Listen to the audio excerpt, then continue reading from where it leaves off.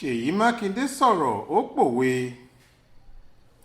Bí èèyàn bá gẹṣin nínú gómìnà ìpínlẹ̀ Ọ̀yọ́ ẹnjiníà Eyi Makinde àti àwọn alátìlẹyìn rẹ̀ kò ní í kọsẹ̀ títí di bá a ṣe ń sọ yìí ni gómìnà náà àtàwọn ọmọ ẹgbẹ́ òṣèlú People's Democratic Party PDP ṣì ń dáwọ́ ìdùnnú pé ọkùnrin náà padà sórí àga ìjọba ìpínlẹ̀ Ọ̀yọ́ gẹ́gẹ́ bí gómìnà lẹ́ẹ̀kejì.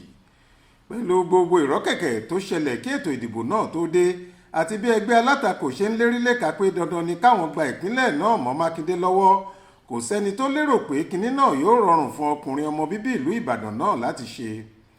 Nígbà tó ń fi ẹ̀mí ìmoore rẹ̀ hàn nínú fídíò kan tó gbé jáde ni Mákindé ti sọ pé mo dúpẹ́ lọ́wọ́ Ọlọ́run ọba, mo sì dúpẹ́ lọ́wọ́ àwọn èèyàn wa nípínlẹ̀ Ọ̀yọ́ nítorí ká tó dìbò lọ́jọ́ Sátidé oríṣiríṣi ogun ló dìde, àwọn bàbá ìsàlẹ̀, ṣùgbọ́n àwa sọ pé àwa ò ní bàbá ìsàlẹ̀, ṣùgbọ́n a ní Ọlọ́run tó jẹ́ bàbá àti àwọn èèyàn ìpínlẹ̀ Ọ̀yọ́.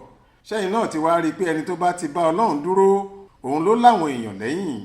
A dúpẹ́ lọ́wọ́ Ọlọ́run, a sì dúpẹ́ lọ́wọ́ àwọn èèyàn wa ní ìpínlẹ̀ Ọ̀yọ́.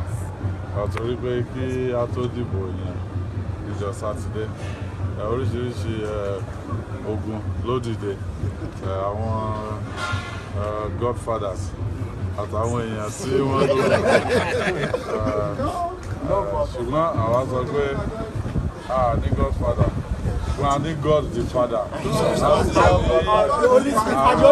Àwọn èèyàn ìpínlẹ̀ Ọ̀yọ́ and ẹ̀tí wa rí sí pé tó bá bọ́lọ̀ dúró ó ní majority. Nínú ọ̀rọ̀ ìkíni kú oríire tí gómìnà Mákindé tó fi ránṣẹ́ sí àwọn èèyàn ìpínlẹ̀ Ọ̀yọ́ lórí Instagram rẹ̀ ló ti kọ pé mo dúpẹ́ o ẹ̀yin èèyàn mi dáadáa nípínlẹ̀ Ọ̀yọ́ fún bí ẹ ṣe fún mi láǹfààní láti sìn yín.